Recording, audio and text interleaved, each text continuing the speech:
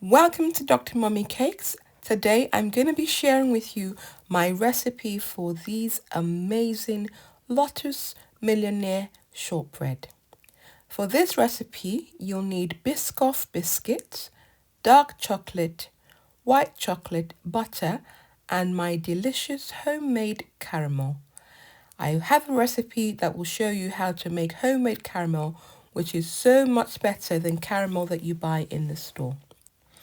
This recipe is similar to the more traditional Millionaire shortbread, but rather than using the shortbread, I'm using Biscoff, and it gives a nice twist to it. If you want, you can substitute the Lotus Biscoff biscuit for traditional shortbread.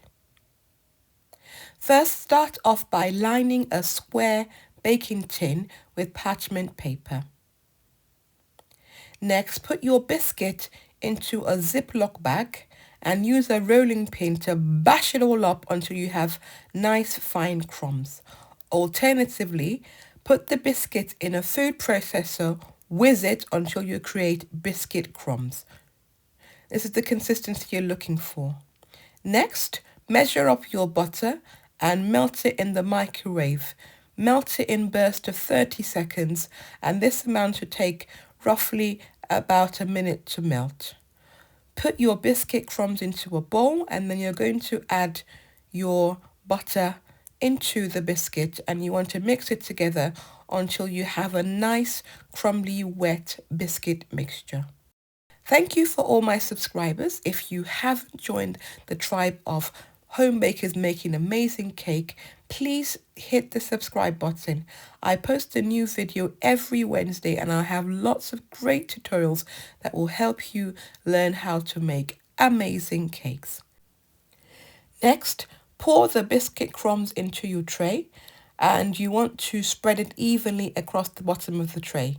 You can either use a spoon to do this, but what I like to do is use the back of a glass tumbler and just press on that, and that will give you a nice even base.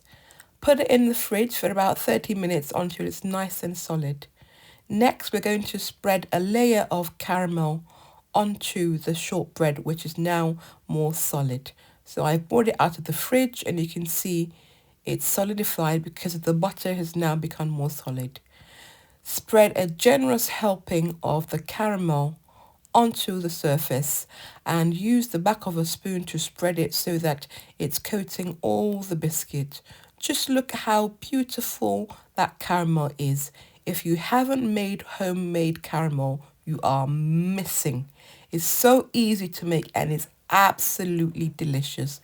Click on the link on the screen and watch how I make my homemade caramel. Pop your tray in the fridge to set for about 30 minutes. Next, let's prepare the chocolate. I've broken it up into smaller cubes. You want to use dark chocolate and white chocolate. Use dark chocolate, not milk chocolate. That dark chocolate gives it an extra burst of flavour. Melt it in the microwave in bursts of 30 seconds for approximately 1 minute until your chocolate is well melted. Give it a mix to make sure that there are no lumps in your chocolate. And once your chocolate is ready, bring out your baking tray so you can see the caramel has now set, and then you're going to be pouring first the layer of dark chocolate all over your baking tray. Once it's done, use the back of the spoon to spread it round, making sure you have a nice even layer and the whole of the caramel base is well covered with the dark chocolate. Pour on your white chocolate in the same way, and then use a toothpick to make nice swirls, just abstract, just swirls. That gives it a nice look. Just mixing the white and dark chocolate together to give you a nice swirl pattern. Next, put it into the fridge to set. I like to do this overnight, or to speed things up, you can leave it to set in the freezer. So I brought it out the next day, and here I am cutting it into little squares. You can start off by scoring the top, and that makes it easier to cut. You want to use a really sharp kitchen knife. If it's a little difficult to cut, heat up your knife by putting it in some boiling water, wipe it off and use it to cut. And you'll find that it will glide through the chocolate much easier. So that's a nice, neat trick for you. Cut it into nice squares and voila. Look at that. Absolutely gorgeous. Look at that marbled effect that you created on the top. And underneath you have the gooey caramel and you have the nice, yummy, sticky lotus base. This is absolutely delicious and it's a great alternative if you don't want to make cakes all the time. You should try making this for a kid's birthday party. They will absolutely love it.